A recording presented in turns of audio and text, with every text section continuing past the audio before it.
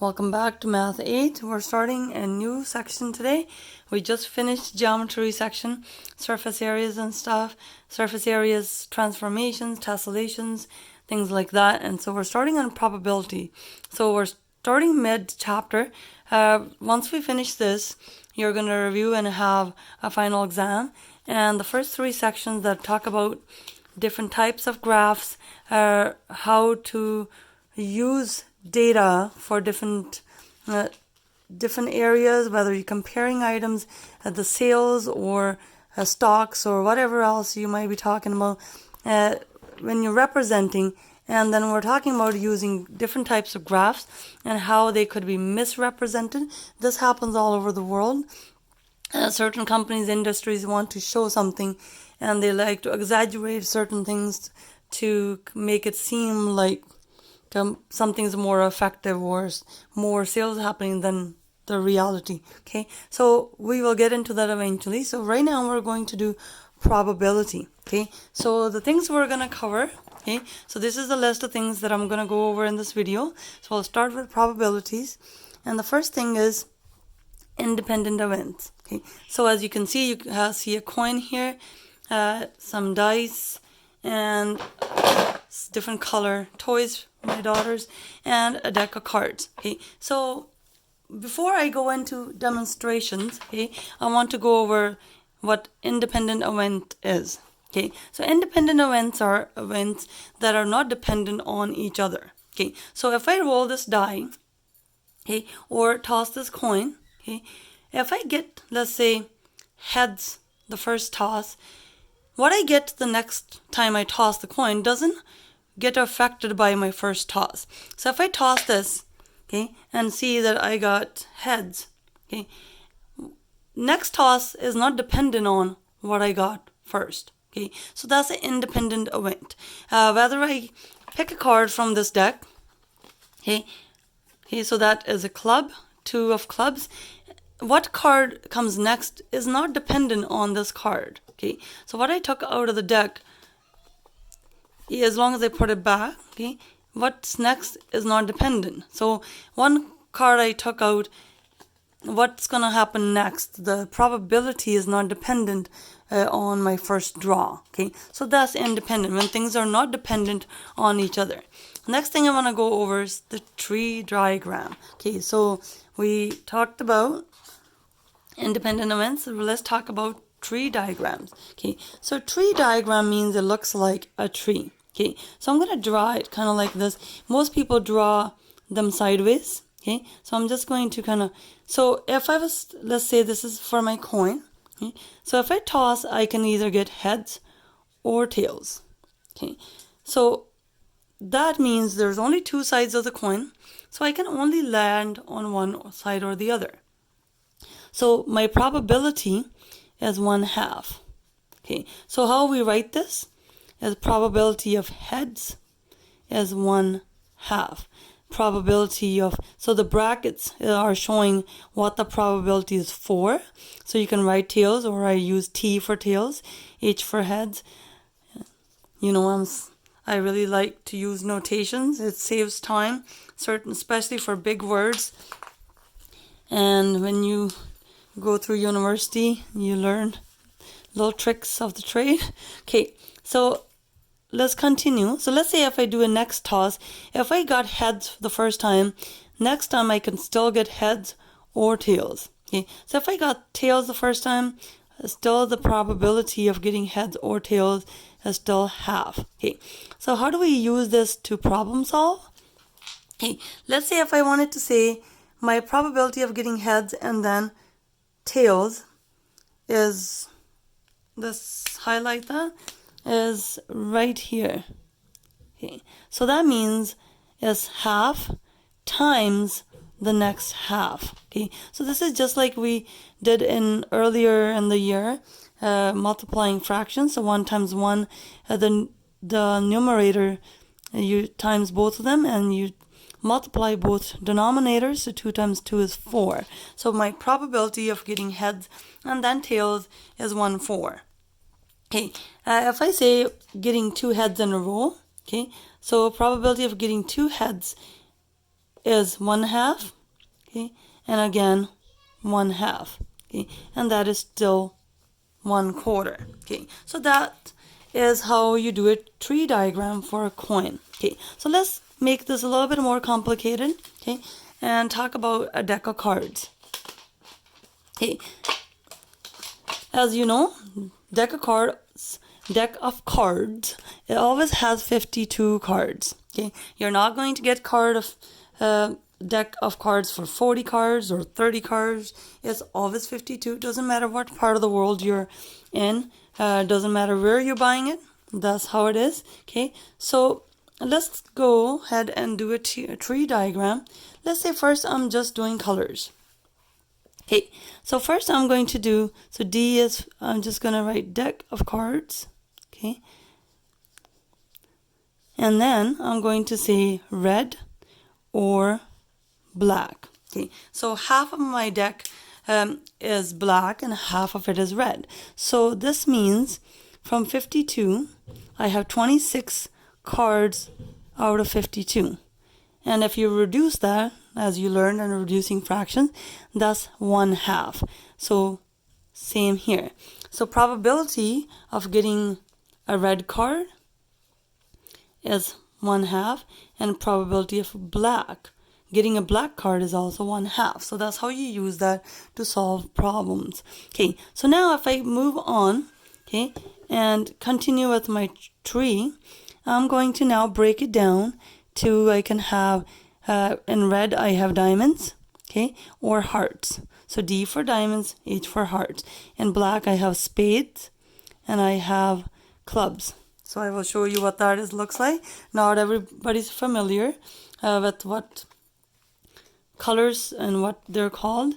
I've noticed that in universities too. You're often given questions about baseball, assuming that everybody plays baseball, everybody knows how it works. And I was one of those people who had no clue. I was like, okay, I don't know how the game works, so how am I supposed to answer this probability questions? Okay, so this is a heart, okay? Any card that is, ace of hearts, two of hearts, it'll have heart symbols. These are called clubs, okay? Diamonds and spades, okay? So ace of spades, queen of diamonds, jack of clubs, and king of hearts. Okay, so I'm gonna put those here. Now,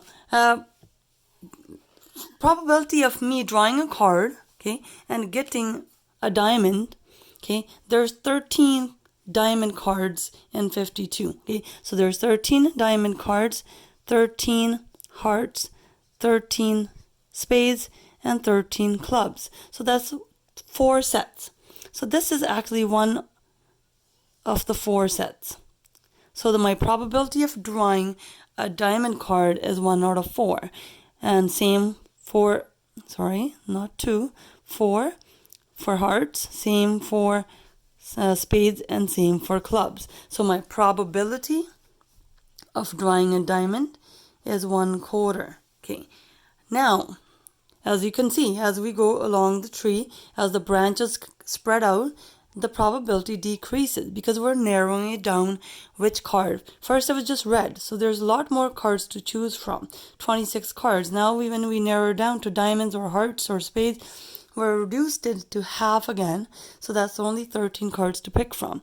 And now further, my tree will branch out a lot because I have 13 cards in each. Okay, so if I was to do ace, 1, 5, jack, and let's say king. Okay, so my probability of getting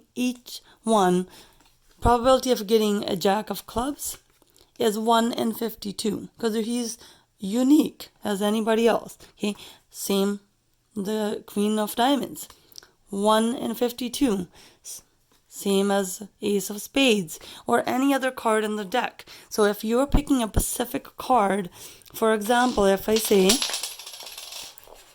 so that's what a tree looks like. So if I rotate it this way, you can see there's 2 branches, 4 branches, and then it branches out. So that's why this is called a tree diagram. Okay, so now finally, the probability of getting let's say a king of hearts, okay, is 1 out of 52. Okay, so that's how you use that to solve problems. Okay, moving on. So now we've talked about independent events, and same here. As long as you take out a card, okay, see I drew a jack of hearts and you put it back.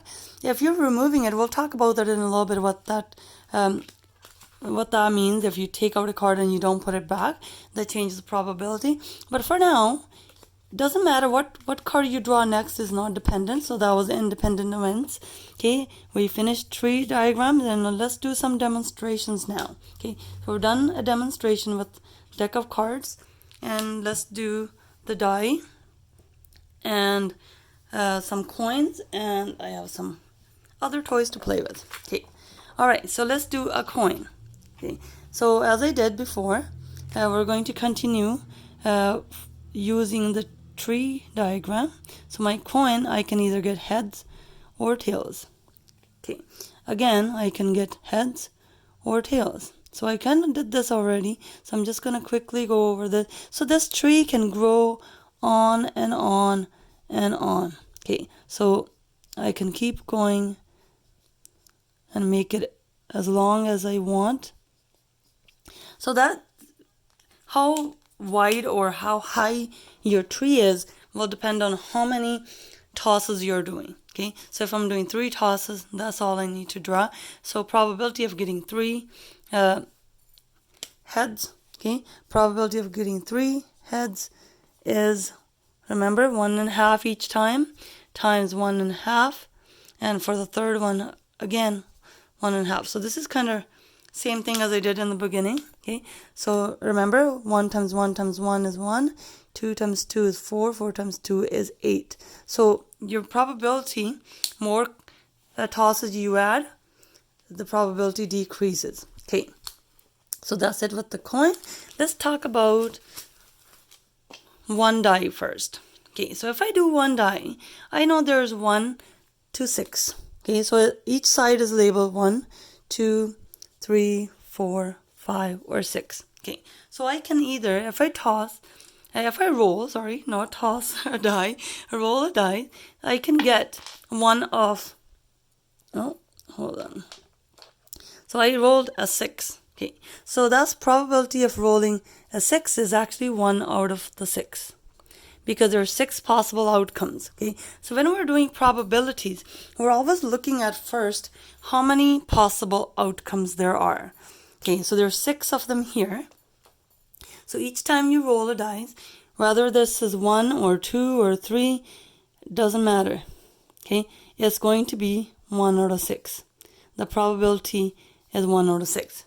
But what happens when you put 2 dice? You're going to have questions like these in Math 8, okay? But I just want to kind of quickly go over that. And that is where you draw a chart, okay? Especially since we're covering a lot of diagrams and graphs, I thought I'd show you this. So what do is you create a chart like this. And say if I roll 2 dice together, okay, what are the chances of me getting 1 and 1? Okay, so 6 times 6, there is 36 possible outcomes. Okay, so 1 times 1, okay, is 1. Okay, so there's 1 possibility. Okay, so you can fill out this chart, and 1 times 2 is 2, and so on. Okay, so you're going to complete the chart, and there will be 36 possible outcomes for you to roll 1 and a 2 together. Okay, how many chances there are, and so on. Okay, so we will leave it at that because we're not going to do anything complicated. We're going to stick to 1 dice this year, and you will do something like this next year. Okay, so let's move on to these toys. Okay, I did not have all same shape, so what I'm going to do is just go by color. Okay, don't worry about what shape they are. So let's organize this a little bit. I have let's see, 4 purple, 4 green. Oh, I'm trying to run away. Okay, and let's use just 3 colors. Okay. Okay. So I'm going to use 4 green, okay, 3 blue, and I'm going to use 4 purple. So now I have total 11. And as I said, I have purple is 4, okay, and blue is 3, and green is also 4. So now, if I was going to reach in, so this is where I'm going to go over this part, with replacement or without replacement. Okay. So this is something you're going to do more in depth in Math 8. I just want to touch on it quickly. We're only going to do with the replacement. What that means is when I draw one piece out, I put it back in. So that means I'm replacing it. My total number of beads or marbles, whatever you're using, will not change. So that means my probability will be always out of 11 because my number will remain the same. Okay, so probability of getting a purple is 4 out of 11. Okay, so there's 4 purple beads in here. Okay, and if I pick the chances out of 11, there's 4 chances of me drawing a purple. Okay, so if I pick one, I put it back. That's with replacement. Okay, so now if I say my probability of blue is 3, because there's 3 of them in there, they increase my chances of drawing a blue color. Okay, my probability of getting green is also 4 out of 11. So this is the kind of things, there's a lot of examples involved, and this is something you will do quite often in Math 9 as well. Okay, so that's how you do this.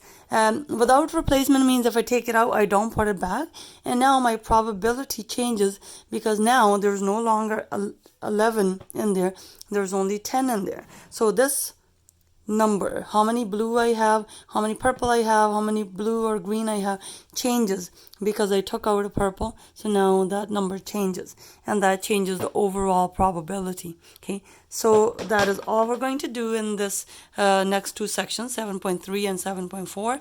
So we're going to do, and these are all independent events. If I put them back in, what I draw next is not dependent on what I drew the first time. So if I got blue first, okay, and what I'm going to draw the next time is not dependent on what I got the first time. Okay, so that's independent events. Okay, we covered 3 diagrams and demonstrations with coins and deck of cards. These are a few of the sections where you can have a little bit of fun doing this. So make sure you get some hands-on experience. It'll help you remember concepts a lot better than you just trying to work out some problems. Okay, take care.